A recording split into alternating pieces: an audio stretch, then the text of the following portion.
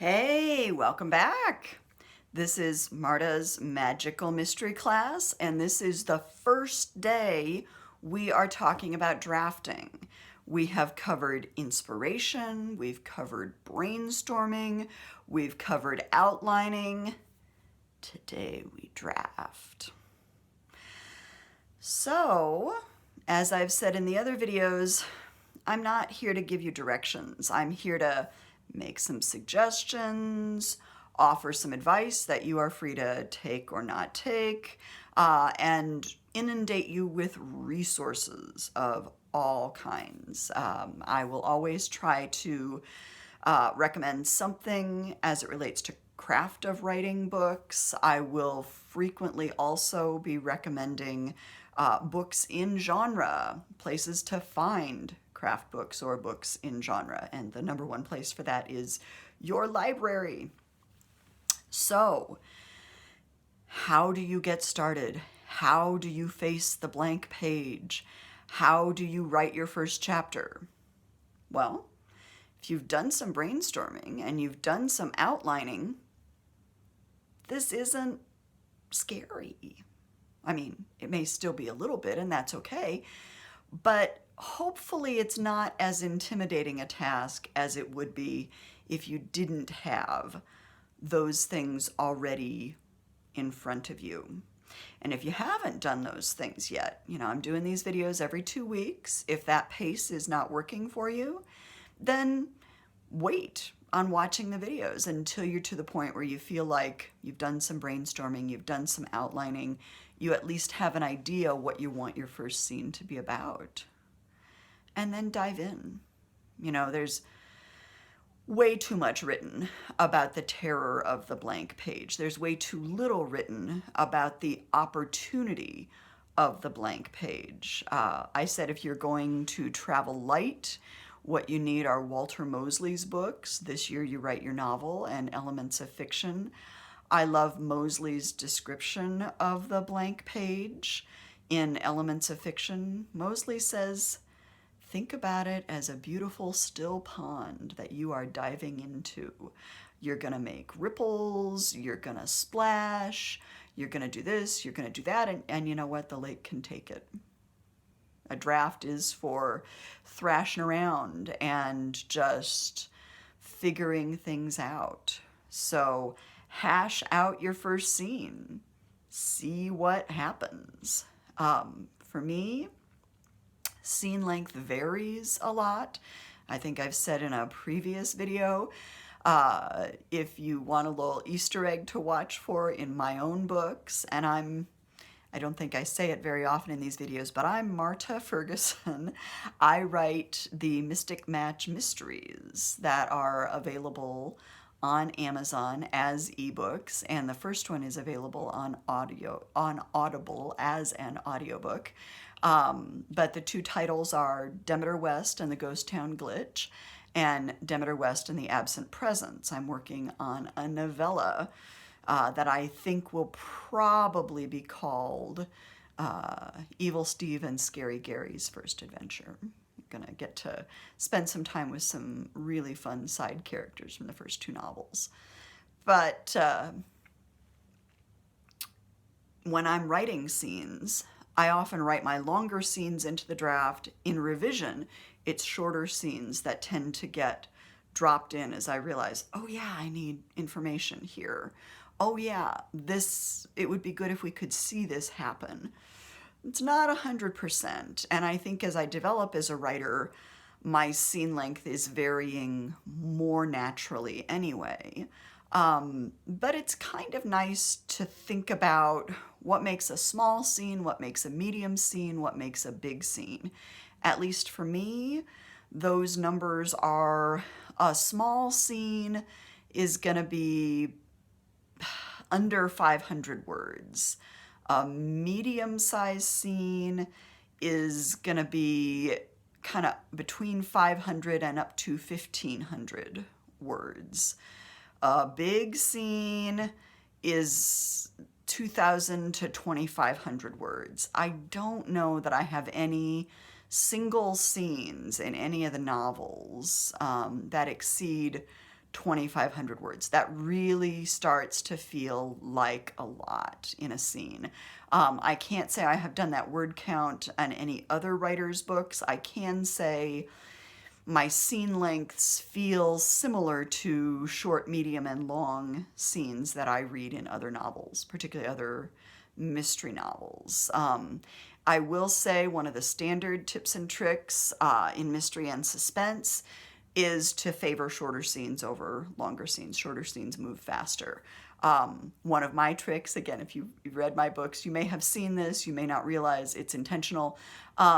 Scenes and chapters get shorter as we get down into the last quarter of the book when I'm working on things. That was something that began to happen naturally for me, and it's something that I've just played into because it means that last chunk of the book then just really, really goes. You've got somebody, you know, kind of used to the rhythm of how you work, and then if you just pick up that tempo a little bit at the end, it's a way to move the story along at the level of craft rather than at the level of plot. So yeah, as you're drafting, you can keep those things in mind if that's helpful. If that's not helpful, leave that by the wayside. The big thing with a first scene, a first chapter, is just to get some words down.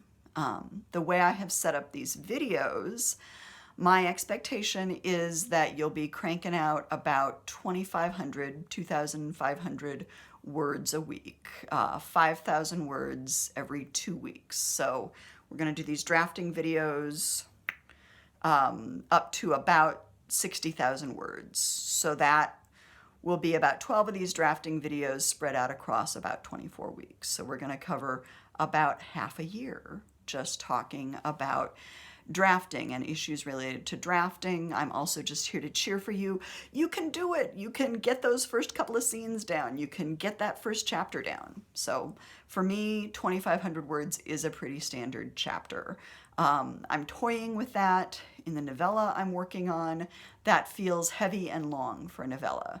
And arguably, if you're working on something in thriller or suspense, 2,500 words may be long for that genre. For a cozy mystery, for a traditional mystery, 2,500 words is for a chapter is probably okay. You might be pushing a little bit on length. Science fiction, which is the other channel I run, Marta's Sci-Fi Seminar. Science fiction, you can get away sometimes with longer chapters, especially at the beginning because you're doing a lot of world building. Most mysteries take place in a world that is going to seem pretty familiar to your readers. So you can skimp a little on some of that, what we call thick description in the novel. You can. I don't think you should. I love settings and world building. But that brings me to another issue. You'll note I have done pre-writing videos about inspiration, about brainstorming, and about outlining. I did not do a pre-writing video with you all about research. Yeah, I know. Now that I've said the R word, there's a lot of you that are going berserk right now because you've realized, oh God, you're planning to write a novel and you've done no research for your novel. Do not panic. Do not panic. I'm going to say a thing that will comfort many of you that may actually cause some of you to panic more. My big suggestion with a first novel is don't set yourself up to write something that's going to require a ton of research. Those of you who had your heart set on writing a police procedural this first time through and you have no knowledge of such things, maybe you want to rethink your concept. Maybe you want to go back to the drawing board. See if there is a way to tell that story that doesn't put you in the midst of having to do heavy police procedural stuff. The alternative is to do the research into police procedurals. Certainly you can talk to anybody you know in law enforcement. Certainly there are tons and tons of books out there on law enforcement policies, procedures, day in the life of kinds of things written specifically for mystery writers. My own mysteries, I do mention the local police department. I don't even know if we see, there's no significant police presence in my novels and their mysteries. There are plenty of other cozy writers that may or may not have any police presence in their cozies. So bear that in mind. If you are doing something that's heavily historically dependent, again, if you're thinking about book concepts that require tons and tons of research, it may be terrible news to the few of you that had your heart set on doing that. Maybe you set those aside for a second or third novel. The first novel you're writing, if you're watching these videos and you're figuring out how to write a first novel, there's a lot that goes into just figuring out who you are and how you work as a novelist. I have a set of books I want to write that are heavily dependent on research. I have not written those books yet because I feel like I need to get my chops together as a novelist first before I try to dig into braiding in lots of heavy research stuff. There are some what you might consider esoteric bodies of knowledge in my novels. Things all work on the pagan calendar. There's a lot of tarot work. There's also a lot of dog training. Those are already things that are part of my life. So if I have to look something up, I might have to look up a particular tarot deck, but I'm not having to look up like how tarot work functions. Okay, dog training. I might have to look up and refresh my memory of what an agility track looks like, but I'm not having to start from scratch and figure out how dog training and agility work. I've already done those things. So in my novels, I organize things for my own convenience so that here for these first few novels, while I feel like I'm still very much in that learning to do this thing, I can focus on learning craft and not focus on pulling together tons and tons of research and incorporating that in a way that's fun and interesting. Nope, I can just use bodies of knowledge that I have and make the books fun and interesting using those bodies of knowledge. So that's what I have to say about research. If, again, you are determined, you need to do a police procedural, you don't have that knowledge, you're going to have to do the homework alongside the writing. And I do advise, start writing. Fill in the gaps with your research as you need to. This is a draft. Don't research for a year and put off writing your book for a year, because I can tell you from my own prior experience, the several other novels I outlined before actually writing the novels I'm writing, it's very easy. There's no end to research. There's never a point where you've done enough research on something. It's much better just to get started, do some research, fill in bits and pieces, and then go back and catch things in revision. If you're not sure about something, this is your draft. You can put a question mark. You can highlight something and tell yourself to come back to it later. So, moving on from initial excitement, initial recommendations about drafting, I had said in the inspiration videos that it was great to read short fiction in your genre of choice, because that would give you a way of doing a quicker overview rather than having to commit multiple hours to multiple novels. But in mystery, it's not as easy to come by short stories as it is in science fiction, but I've done some homework for you. Akashic Books, AKASHIC, does city-by-city anthologies like Dallas After Dark, New Orleans After Dark, that are city-specific collections of mysteries that look like lots of fun. I have not read the Akashic anthologies. But I've dipped into a couple of them the last couple weeks, and they look like a lot of fun.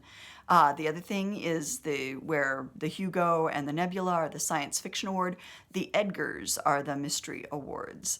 And you can go to the Edgars website, and there will be tons and tons of short stories. They will often be drawn from Alfred Hitchcock magazine and Ellery Queen magazine that we had talked about. There are also an increasing number of publishers, and Minotaur, and I will mention them in the comments as well, that are doing samplers of their titles, where you can get first chapters of new mysteries that are out. Similarly, there are the Cozy Case Files, where you can get sample chapters of individual cozy mysteries that are new that year. And there are even individual authors who are beginning to offer samplers. And I know I had one. I'm scrolling through my Kindle here to figure out whose I have downloaded. I want to say Lorraine Barrett is the author, where I have downloaded her Lorraine Barrett, Lorraine Bartlett Cozy Mystery Sampler. Lorraine, like many cozy writers, works under multiple pen names, so her sampler contains short chapters, synopses, bits and pieces of several of her different series. So you can download if you have a Kindle, you can download the sampler. I think if you don't have an ebook reader, you can probably go to publishers' websites and inquire or possibly download from the publisher's website some of these samplers that are either author-driven or publisher-driven samplers that will give you first chapters of different mystery novels, just to give you a feel for things. The other thing I'll be doing in these videos is specifically here for the Magical Mystery class. It is the Magical Mystery class. I'd love to have you all broaden your understanding of what mystery as a genre can be, because the genre is broadening. The Mystery Writers of America Handbook I mentioned has a really long section on new adult, young adult, and children's mysteries, which is not something that's gotten a lot of attention before. There's also, in cozy mysteries, there's the paranormal cozy, which is a cozy mystery is a mystery where the puzzle element is played up and there's a minimum of violence. A paranormal cozy is a cozy mystery where the puzzle element is played up, there's a minimum of violence, but there's some kind of supernatural, paranormal, science fiction-y or fantasy type element present. My own books are paranormal cozies because we're dealing with the intersection of parallel worlds and realities intruding on one another, which is an unusual paranormal thing, but most of them are ghosts or vampires or whatnot. But in terms of broadening your definition of what mystery is or can be, I'm going to recommend books that have they've come out through Tor, which is a longtime science fiction publisher, but they are absolutely mysteries. P. Djeli Clark, who is a new writer and one of our new Black science fiction writers. I promised to try to feature writers of color and writers from the LGBTQIA+ community. So P. Djeli Clark is one of the new fantastic Black science fiction writers, but he's written a number of things that aren't all the same universe, but one of the worlds he's created is a steampunk Cairo world. Everything is set in a version of reality and history where Egypt and North Africa were never colonized by Europe. When the Europeans came to take over the land, all of the old gods, all of the mythological creatures indigenous to that part of the world rose up and fought with the people to keep European colonists out. And so then the world that Clarke has created is amazing. It's not only Victorian steampunk, but it contains all of these supernatural elements, and they're all crime novels. They're all mysteries set in that world. And Clarke's detectives come from the Ministry of Alchemy, Enchantments, and Supernatural Entities. Master of Djinn, which is the first full-length novel in that world, there's been a short story and a novella, has just come out, and I'm planning to spend some time in the next couple weeks really enjoying P. Djèlí Clarke's A Master of Djinn. So, next time. We'll see you soon. Bye-bye.